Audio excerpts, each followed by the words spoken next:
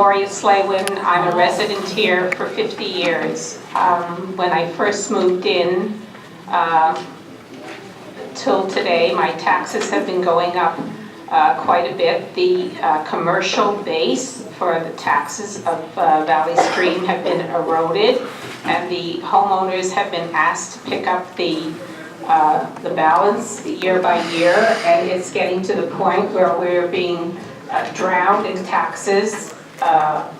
Being able to stay in my home is getting to be something I have to consider the taxes for. I do not understand why Green Acres was given this pilot program without notification or an impact study or the residents being allowed to voice their opinion. And I feel that the tax base for which this pilot program is based on needs to be reviewed, and the whole process of how we assess taxes and the property, how that whole process goes on, needs to be reassessed. So basically what I'm asking is that you look into this again and see if you can relieve some of the burden that these homeowners are being forced to bear unrepresented.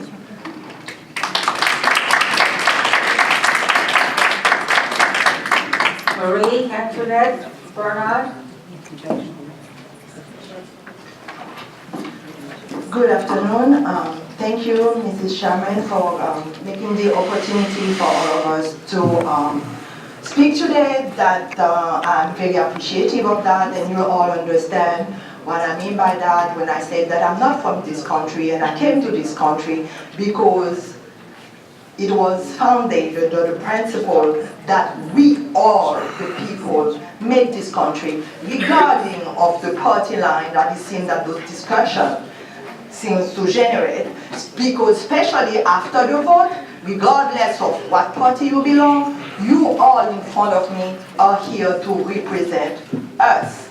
I'm a physician, and I apologize for not using right now the jargon and the language that you use, and then I can promise you that for a few months now I started reading about it. I cannot speak like my colleague, I don't have that background. However, I can speak as a mother who decided to have her children here in the United States. And I'm here today to represent them because they can't come here. I'm representing, therefore, my children, not only my children, but myself, and not only myself because I live in Valley Stream because of that kind of neighborhood that is there. As my predecessors have said, it's a very diverse neighborhood. We are all working. We are senior citizens. We have people like me still working, and I decided today, even though I think that we, the people, voted for you, and therefore I should be peacefully at my job, taking care of my patient, because you all will represent me, but I had to take the time off and come and plead in front of you that as any resident of my neighborhood, Valley Stream, School District 13, 24, and as my representative will show you all the districts that because of my passion and my emotion, I may not be able to reside here, Lynbrook, everybody affected. I'm here to tell you, we work to pay taxes. We pay taxes on time. I want to pay on time my taxes. However, I want to pay my fair share of taxes. I came here to work hard, to raise my children, to work hard, and I want children of character. I don't want to be forgiven the taxes that I have to pay. However, I refuse to pay taxes simply to enrich a different kind of group of people. Okay? I'm here to pay my fair share on time.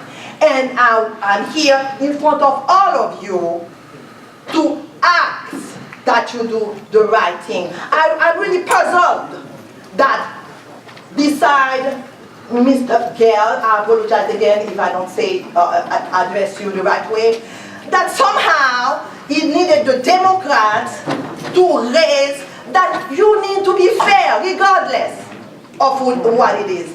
I can only relate in terms of me as a physician. When my patient comes in front of me, It doesn't really matter that that patient is uninsured at the best insurance. It doesn't matter their gender, their ethnicity. It doesn't really matter. A person is a person, a human is a human, and I'm fair to all of them the right way. If I don't understand something, I will tell them, this is not my specialty, I refer you to that one.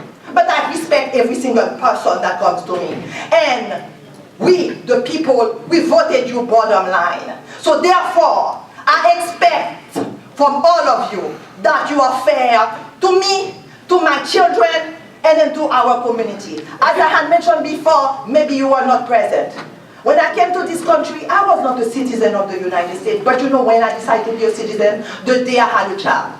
Because I said, on the moment when my child is not there, I'll be there. And that's why I'm here in front of you. I apologize if in my passion and my background training, I didn't use the words that I need to use, but I hope that my point went across. What it is that I'm pleading for today, let me repeat in summary.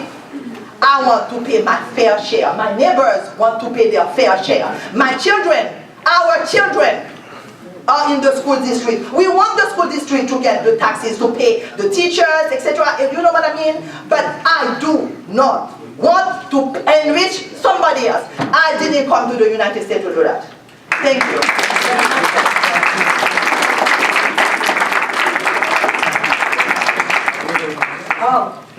Legislator Gaylor. Yeah, I just wanted to say to Dr. Bernard, thank you for your comments. First of all, you have no problem communicating, so you don't have to apologize that you're not communicating to us, because I hear you clearly and I hear you loudly, as well as I hear all of our residents.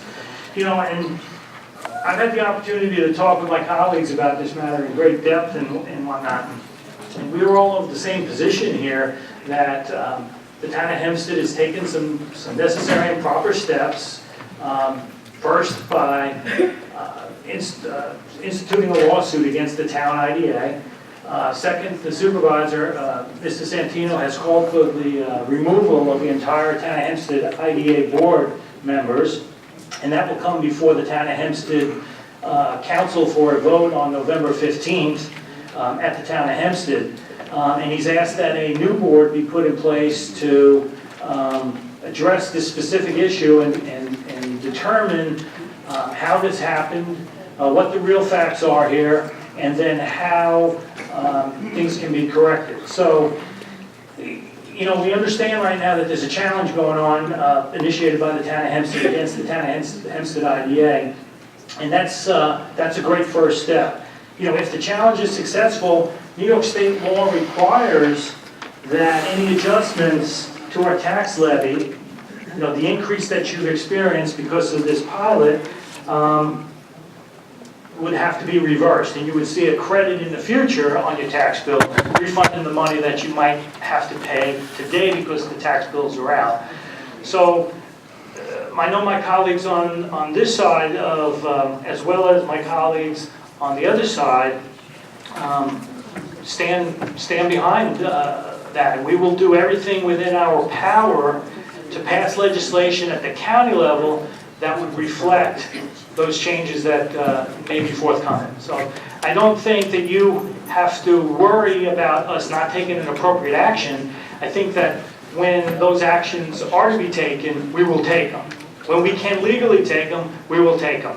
I don't think we're quite there yet, but we're moving in the right direction. So just to be clear, Mr. Gaylor, is that a commitment by yourself that you will reach out to your colleagues once there is a decision by the IDA to reverse it? Hopefully, you will reach out to your colleagues so that the tax rolls here in Nassau County can be corrected? Yeah, if there's a correction to be made, we're required by law to make that correction. So, that's my commitment. I stand with the people, and I've stood with them from the beginning. Dr. Bernard was very well-spoken when she was before the town of Hempstead IDA board 2 weeks ago, whenever it was, as well as many of our residents. So yeah, I'm committed, and I stand with them. Just so that set the record clear, if and when we in the town of Hempstead are successful as required by New York State law, and listen to me carefully, I'll say these words, and I think our legislator Gaylor also said, this legislature stands ready to pass the legislation that reflects that success. Is that a commitment? Yes, thank you. You're welcome. You can clap for that. Okay. I have, Ms. Meredith, you have a number of items which include 540, so if you would like, you can speak on 540.